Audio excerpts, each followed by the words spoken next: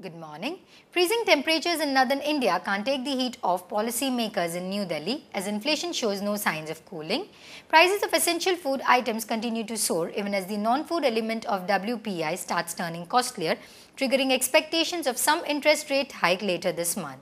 Add to it the fact that government has linked the NREGA pay with inflation. This will not only require more funds but will push the wage inflation higher. So, all the boastful predictions that inflation will soften to 5 to 6% by the March end may turn out to be hot air. Coming to the markets, India seems to be underperforming vis-a-vis the developed counterparts like US and Europe. A multitude of factors have combined to put the bulls on the back foot.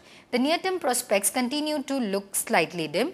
Patiently await the start for a fresh intermediate uptrend before making fresh investments.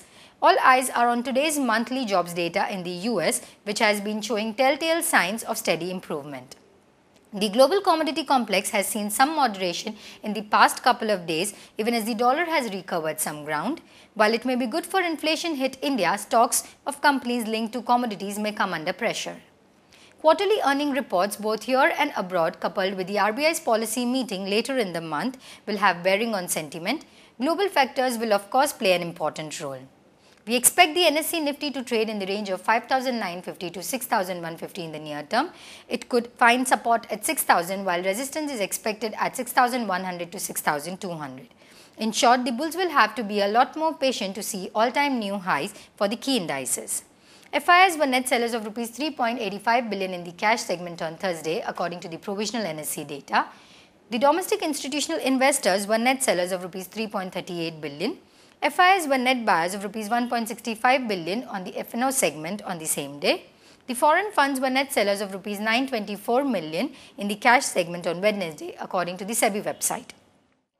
Government top dilute stakes in three state-run companies, ONGC, SAIL and Hindustan Copper in current fiscal, promoters of Reliance Infra to increase stake up to 48%, SBI to set up 600 financial inclusion centres, JSW Steel to set up coking coal imports by 40% next fiscal, and has acquired Bellary Steels and Alloy for Rs 2.1 billion.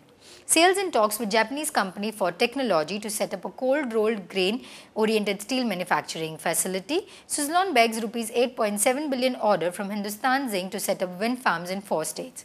Moving on to our recommendations, the technical calls for the day are: we advise buying our power above Rs 161 with the stop loss placed at Rs 157 and for the target price of Rs 170.